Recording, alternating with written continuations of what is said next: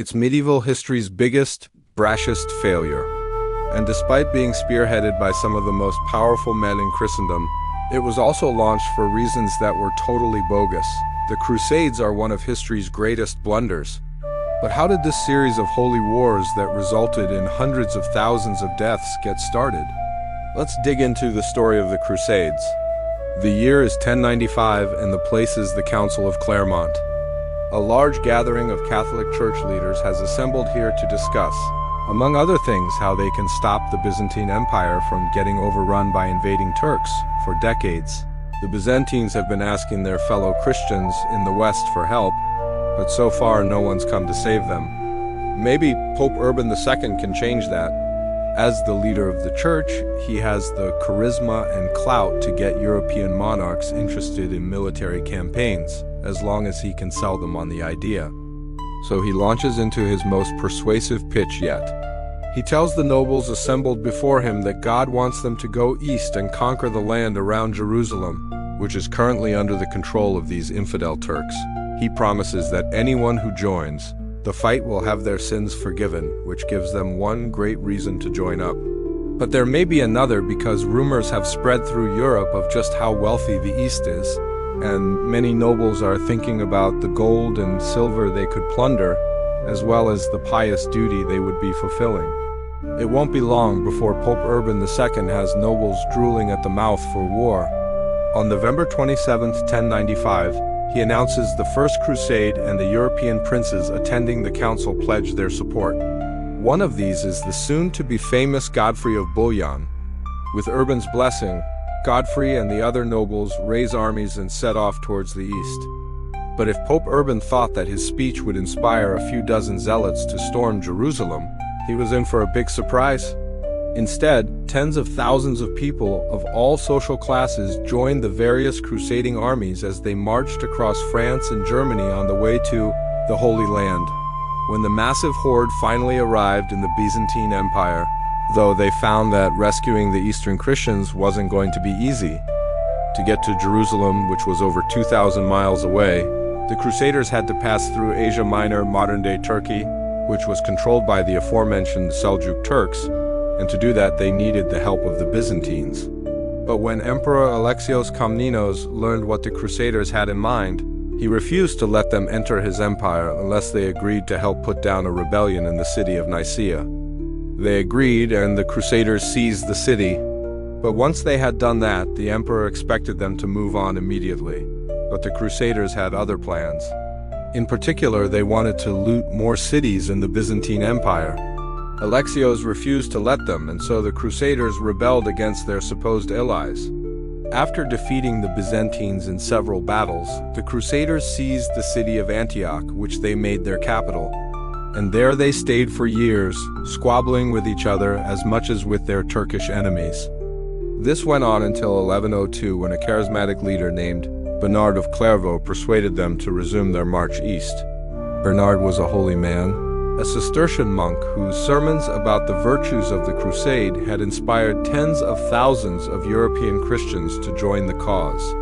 Now he was marching with the army as it continued on to Jerusalem, where they finally arrived in 1099. Like Antioch, the city fell after a long siege. And when it did, the Crusaders went on a rampage, killing or enslaving almost every inhabitant and sacking the city's great wealth. In fact, they kept sacking Jerusalem for the next few weeks as they established a Crusader kingdom in the Holy Land. Soon, however, they discovered that actually ruling over this new territory was a lot harder than seizing it.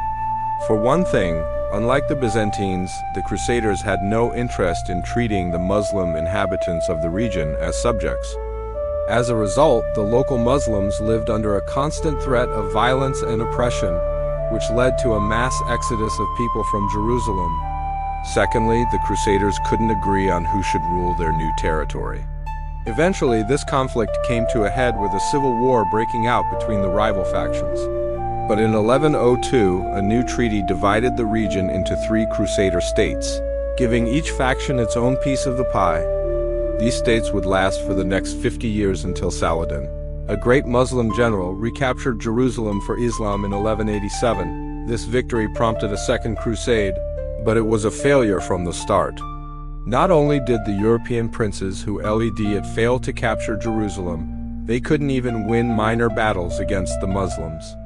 This humiliating defeat led to the Third Crusade in 1189, led by some of medieval Europe's most famous warriors, Richard the Lionheart, Philip II of France, and Holy Roman Emperor Frederick I. Once again, though, the Crusaders failed to capture Jerusalem, though they did lay siege to the city. In fact, Richard made an offer to allow Christian pilgrims access to the city in exchange for Muslim prisoners being released. Saladin accepted these terms, but soon after, Richard broke his word and resumed the siege. This led to Saladin breaking off negotiations and a bloody battle outside the walls of Jerusalem. In the end, the Crusaders lost and Richard was forced to retreat back to his kingdom. The Fourth Crusade, launched in 1202, didn't go much better. Its goal was to capture the city of Zara, now in Croatia, but the Crusaders got lost and ended up attacking Venice instead. After capturing the city, they ransomed it back to Venice and then set sail for the Holy Land. There they conquered the Egyptian city of Acre, but the campaign quickly bogged down. Meanwhile, the leaders of the Crusade, including the infamous Pope Innocent III, had gone back to Europe. And there they spent their time arguing with each other. Finally, in 1204, they agreed to end the crusade, but not before crowning a new king of Jerusalem.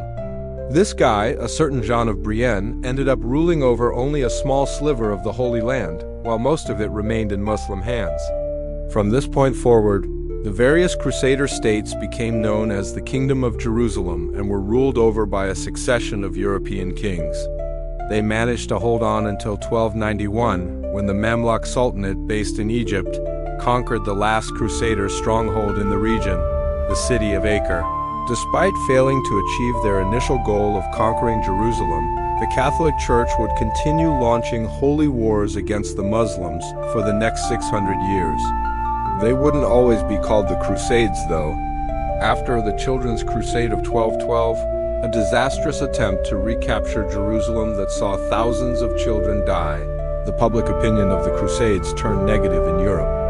For the rest of the medieval period, the Church would launch holy wars against non-Christian groups closer to home, such as the pagan Baltic tribes, the Cathar heretics in southern France, and the Jews in England and Germany. Sometimes these campaigns were incredibly violent. During the First Crusade, for example, whole Jewish communities were massacred simply for not converting to Christianity. But the majority of these anti-Jewish and anti-pagan wars were focused on conversion rather than bloodshed. Only when the Catholic Church started running out of pagans and non-Christians to convert in Europe did they turn back to the Muslim-controlled Holy Land for new victims. That led to the infamous Albigensian Crusade in the 13th century, which was as brutal as any previous crusade.